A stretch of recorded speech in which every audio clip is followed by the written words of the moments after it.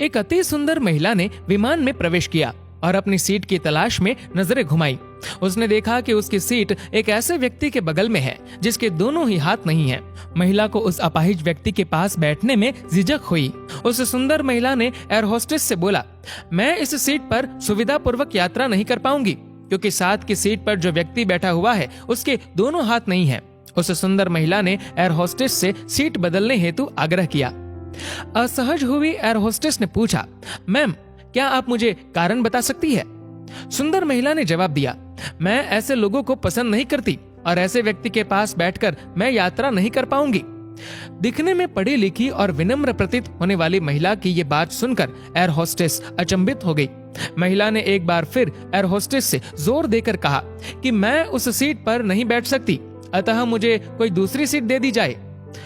Air hostess ने खाली seat की तलाश में चारों ओर नजर घुमाई पर कोई भी सीट खाली नहीं दिखी। एयर होस्टेस ने महिला से कहा कि मैडम, इस इकोनॉमी क्लास में कोई सीट खाली नहीं है, किंतु यात्रियों की सुविधा का ध्यान रखना हमारा दायित्व है, अतः मैं विमान के कप्तान से बात करती हूँ, कृपया तब तक थोड़ा धैर्य रखें। ऐसा कहकर एयर होस्टेस कप्तान से बात करने चली गई और उसने जाकर पूरी बात कप्तान को बताई। कुछ समय बाद वो लौटी और उसने महिला से कहा, मैडम आपको जो असुविधा हुई उसके लिए हमें बहुत खेद है। इस पूरे विमान में केवल एक ही सीट खाली है और वह प्रथम श्रेणी में है। मैंने हमारी टीम से बात की और हमने एक असाधारण निर्णय लिया।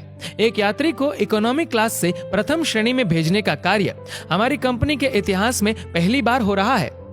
सुंदर महिला अत्यंत प्रसन्न हो गई, किंतु इससे पहले कि वह अपनी प्रतिक्रिया व्यक्त करती और एक शब्द भी बोल पाती, एयर होस्टेस उस अपाहिज और दोनों हाथ विहीन व्यक्ति की ओर बढ़ गई और विनम्रता पूर्वक उनसे पूछा, सर क्या आप प्रथम श्रेणी में जा सकेंगे? क्योंकि हम नहीं चाहते कि आप एक अशिष्ट यात्री के साथ यात्रा करके परेशान हो। ये बात सुनकर सभी यात्रियों ने ताली बजाकर इस निर्णय का स्वागत किया।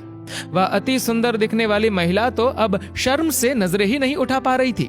तब उस अपाहिज व्यक्ति ने खड़े होकर कहा, मैं एक भूतपूर्व सैनिक हूँ और मैंने एक ऑपरेशन के दौरान कश्मीर सीमा पर हुए बम विस्फोट में अपने दोनों हाथ खो दिए थे।